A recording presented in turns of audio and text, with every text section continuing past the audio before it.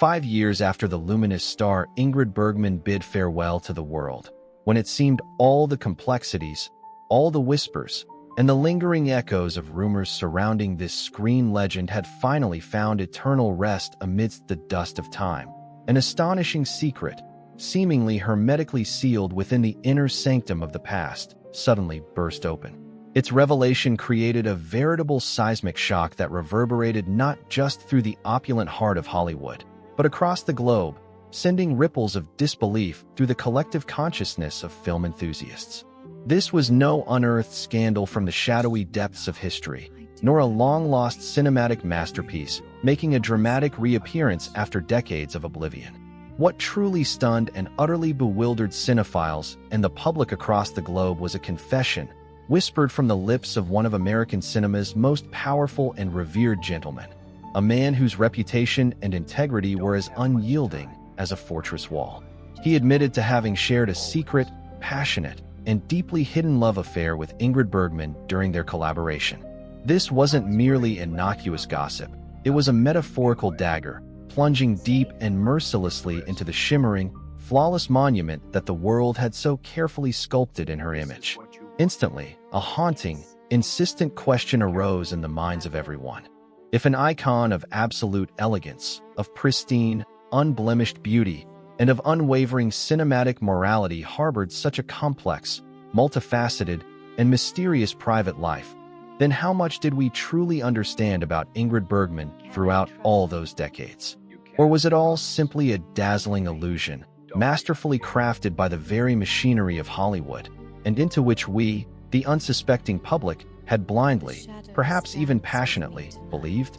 Ingrid Bergman, a name once brazenly condemned by a United States senator on the very floor of Congress, branded as an unforeseeable menace to society's morals, a wicked example tarnishing the pure souls of Americans. She was brutally abandoned by the public, her image relentlessly torn apart by the press, simply for daring to love a man who was not her husband, an act that brazenly transgressed every narrow boundary drawn by the conservative society of that era for a female star. Her exile was swift and absolute, her name synonymous with scandal. Yet, an extraordinary and almost unbelievable paradox unfolded years later. The very America that had so fiercely shunned and ostracized her was also the land that extended its arms, welcoming her back with an open embrace. It bestowed upon her the prestigious Golden Oscar for a second time, celebrating her as a true queen, an irreplaceable cinematic icon, an artist who had triumphed over all prejudices and judgments. What does this breathtaking, almost implausible reversal tell us about the malleability of human values and the intrinsic, often contradictory, nature of society? Where lies the naked truth behind such dramatically shifting judgments? Who was the real Ingrid Bergman? A divinely talented woman utterly devoted to her art, or a moral rebel, fiercely defiant of all conventions? And why?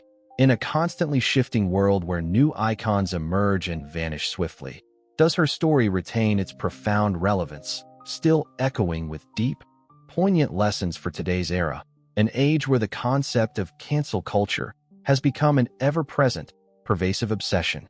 Once again, 5 years after Ingrid Bergman transcended into eternity, a piece of her past, meticulously sealed beneath layers of time, long dormant in the currents of history, unexpectedly broke free. It unveiled a hidden fragment of truth that left the public utterly stunned, forcing a re-evaluation of everything they thought they knew. This wasn't an old, forgotten photograph rediscovered in a dusty drawer, nor an unreleased film reel unearthed from a forgotten archive. It was a haunting confession, heavy with emotion, from a legendary figure, a steadfast pillar of Hollywood's Gilded Age, confirming a deeply personal, hidden narrative. That moment, like a bolt of lightning striking a clear sky, forced a stark, uncomfortable, and brutal realization upon everyone. For Ingrid Bergman, even death itself lacked the power to put an end to the ceaseless debates, the endless rumors, and the relentless judgments that swirled around her life. How could an actress once revered globally as the epitome of refined elegance, pristine beauty, and classical morality become the epicenter of a national moral crisis, ceaselessly condemned and criticized with the harshest words by both the press and Congress. And then, how could that same woman be welcomed back so gloriously, a powerful testament to art's triumph, a miraculous renaissance of talent? Bergman's story, ultimately, transcends a mere tumultuous romance or a fleeting, shocking scandal.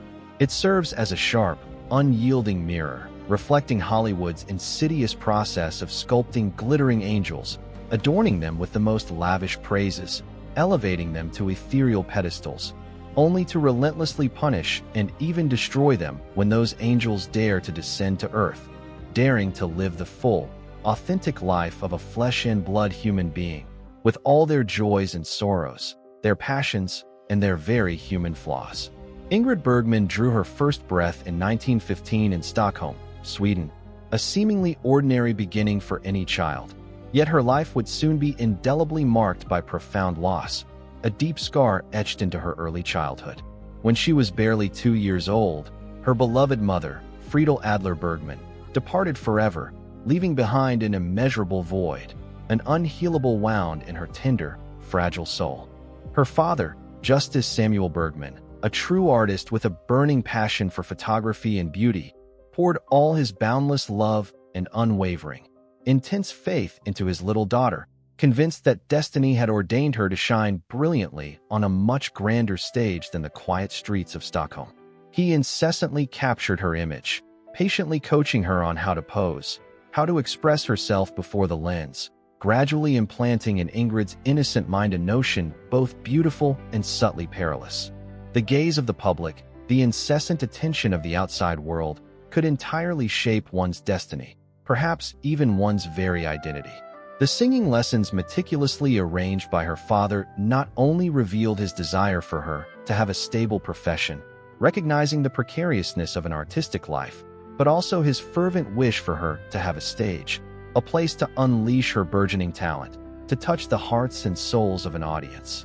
Yet, cruelly, fate did not grant him enough time to witness that dream materialize.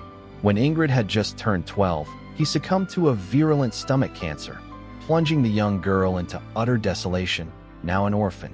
For a child, the grief of losing a mother so prematurely, then a father at the threshold of adolescence, was not merely a terrifying emotional shock, but a form of profound loneliness, an aching emptiness that lingered, forcing one to ceaselessly search for and construct meaning in one's life at all costs, as a desperate way to affirm one's presence, one's very existence in this world. If one were to seek a consistent red thread, a deep, intense, unspoken motivation residing within Ingrid Bergman's heart and mind, I believe it lies precisely in those irreplaceable, sorrowful losses of her childhood. Individuals who grow up in the shadow of such profound loss often face two profoundly divergent paths. One is to retreat, living cautiously, fearing risks and grand life-altering decisions.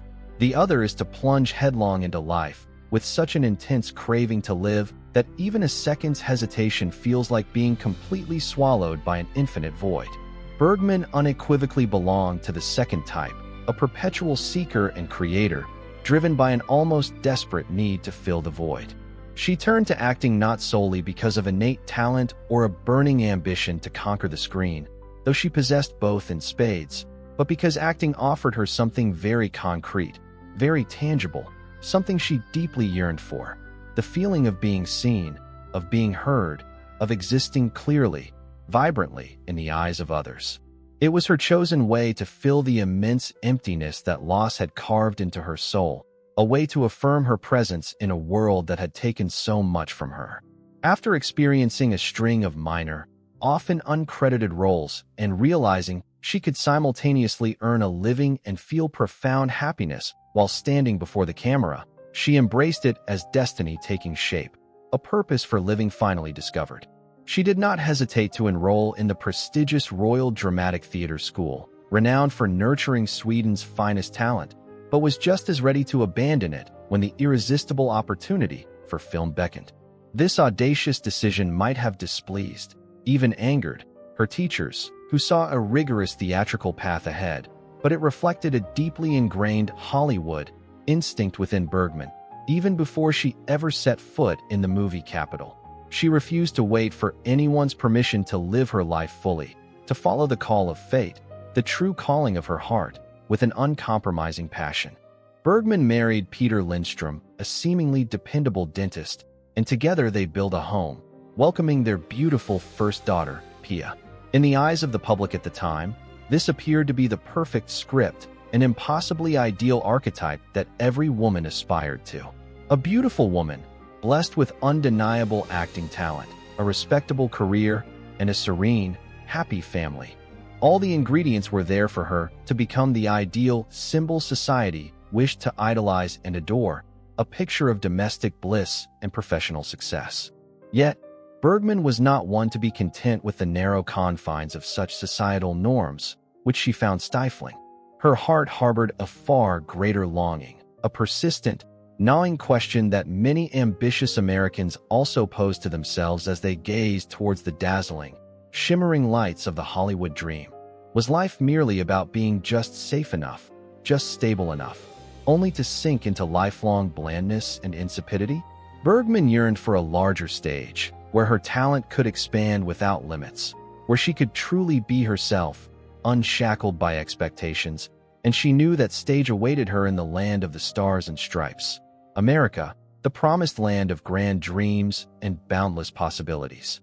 In 1939, with a small carry-on suitcase holding few material possessions but overflowing with fervent aspirations and a formidable will, Ingrid Bergman arrived in Los Angeles, the city of extravagant dreams where the stage lights never dim. The American landscape at that moment glowed brightly in Hollywood's golden age, a colossal, relentless machine capable of producing cinematic idols whose influence radiated across the globe, shaping desires and perceptions. The legendary producer David O. Selznick, with the astute eye of a seasoned mogul, immediately recognized in Bergman a quality that Hollywood coveted like a rare jewel, an astonishingly pure, fresh, and natural beauty, utterly distinct from the overly polished and sculpted faces crafted to fit pre-existing molds. Bergman arrived in America without speaking a word of fluent English, a seemingly insurmountable barrier, yet cinema, by its very nature, is a universal language that transcends all spoken barriers, a language of speaking eyes, of nuanced breaths, of genuine expressions that reach the deepest chambers of the heart.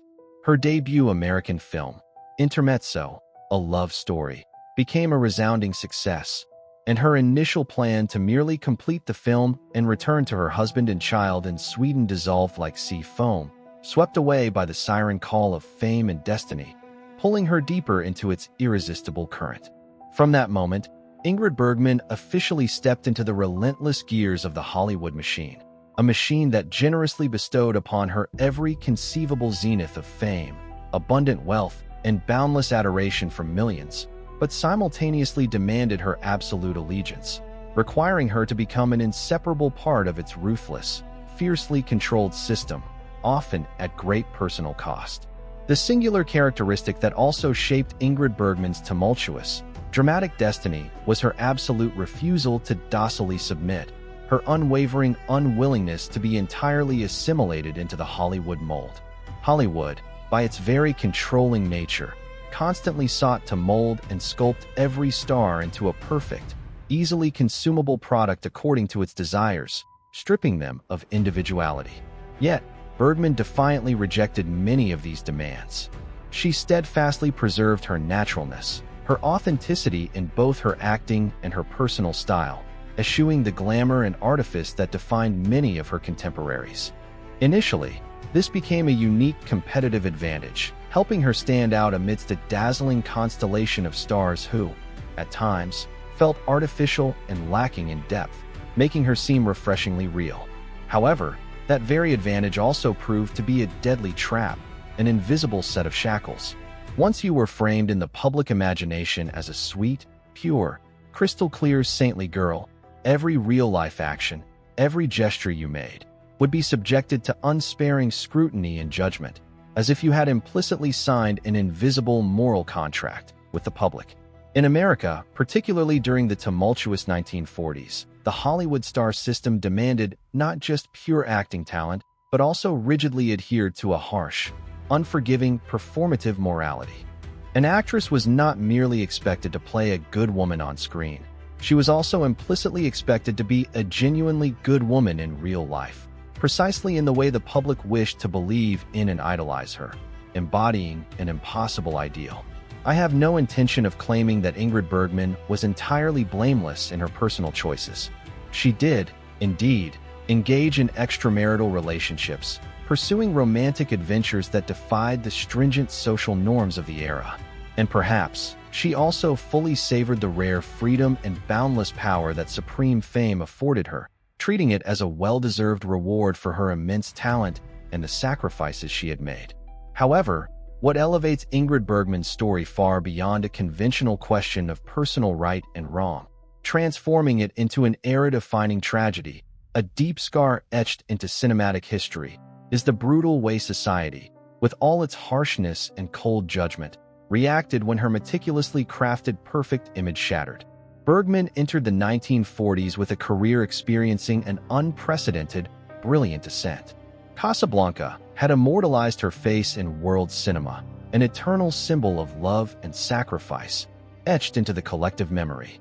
For Whom the Bell Tolls not only brought her a prestigious Oscar nomination, but also the absolute admiration of the legendary literary giant, Ernest Hemingway himself.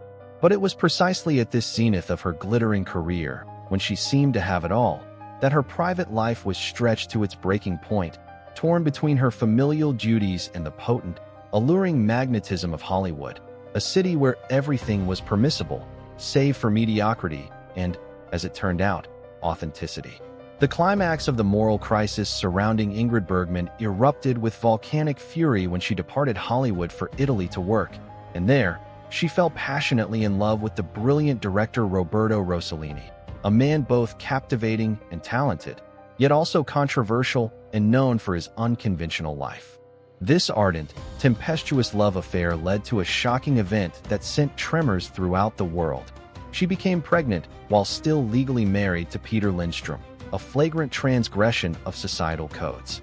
When this news was exposed by the relentless and sensationalist press, the entire United States erupted in a furious rage, a tidal wave of indignation sweeping through every corner of society, from bustling cities to quiet rural towns.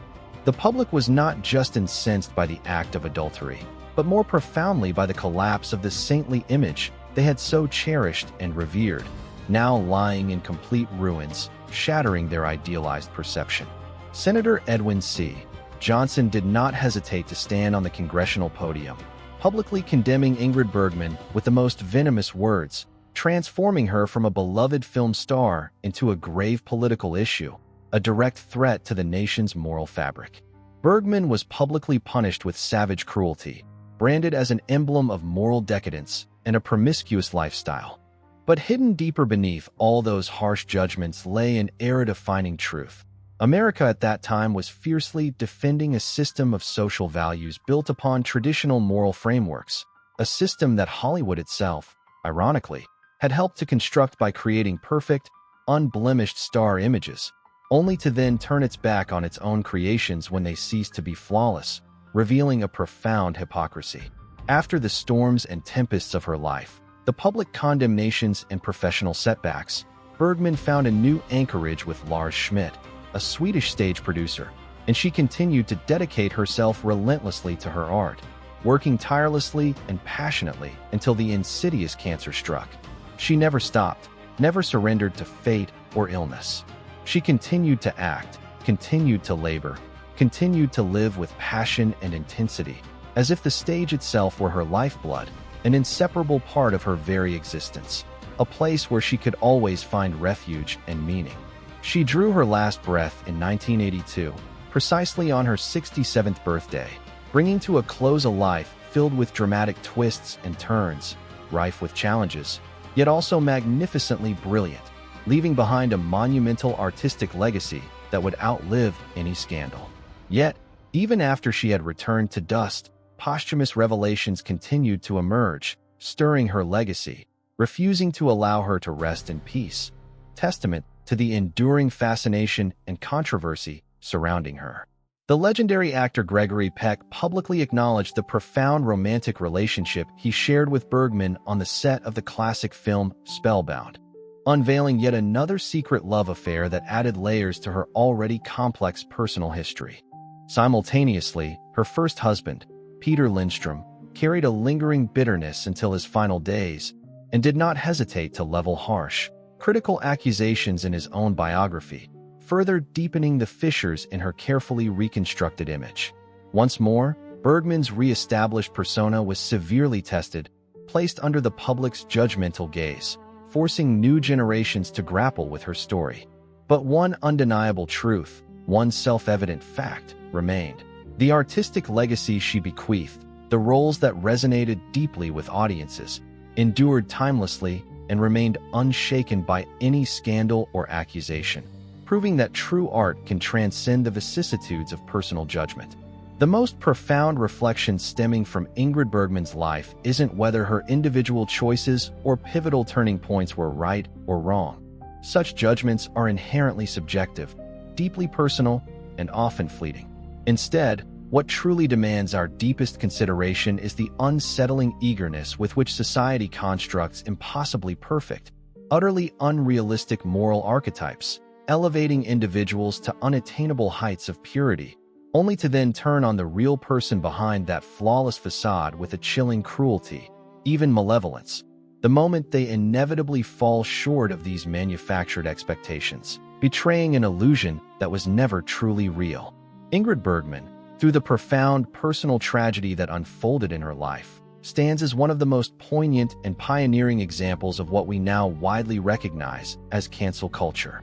Her condemnation wasn't merely a reaction to specific actions. It was a furious backlash against her refusal to conform to the shimmering, romantic narrative the public had so desperately invested in and projected onto her, a narrative of saintly perfection. She dared to live authentically, embracing her true self and openly challenging the rigid societal norms of her era, demonstrating a courage that few possessed. The brutal price she paid for this courageous honesty was the incandescent rage of the masses, a public sentence delivered without mercy or appeal, marking her as a pariah. From a personal vantage point, I firmly believe that Ingrid Bergman's true legacy is not defined by the seismic scandals that once rocked her world, nor by her eventual triumphant return to cinematic glory. Her enduring, eternal value lies in an extraordinary, almost mythic capacity, the ability to simply be, to transcend, to flourish and radiate brilliance through the countless layers of harsh societal scrutiny, the relentless judgment of time, and the tempestuous storms that raged throughout her life. She was no ethereal, untarnished angel, the kind that fables often celebrate and the public yearns to worship. Nor was she the fallen temptress, the diabolical figure that vitriolic accusations attempted to brand her as.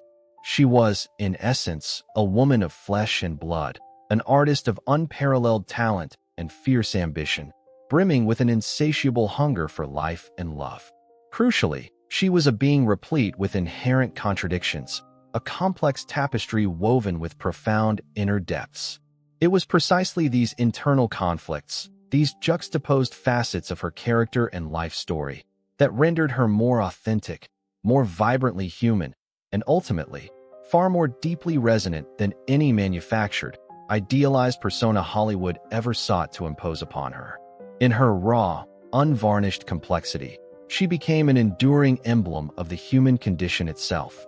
In our current epoch, where a celebrity's reputation can be irrevocably shattered within a mere few hours by the relentless tide of social media fury, by torrents of malicious comments and the swift, unforgiving hammer of hasty judgments, Ingrid Bergman's story resonates as an even more vital and urgent admonition, a profoundly sobering call to consciousness.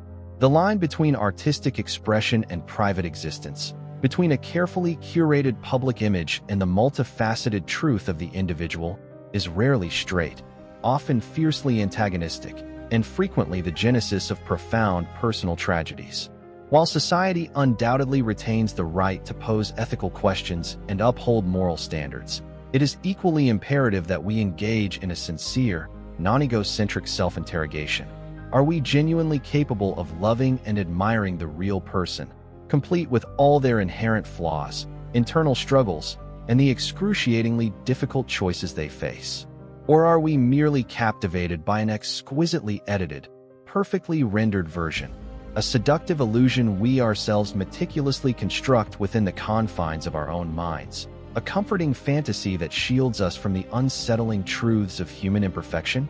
If Ingrid Bergman's saga has ignited within you a fresh perspective, a deeper contemplative insight into the often ruthless manner in which we assess public figures, into how the media, and indeed, we ourselves, enthusiastically erect and then, without hesitation, dismantle these carefully constructed images, then this profound understanding represents the most significant value history can bequeath, a timeless intellectual inheritance. Let us therefore continue to think critically, to relentlessly question ingrained prejudices, and most importantly, to look far beyond the superficial sheen of the stage lights, to peer through the cacophony of rumors and the weight of public judgment. Only then can we hope to unearth the intricate truths, the genuine essences that lie hidden deep within every individual, within every unfolding story, and perhaps within ourselves.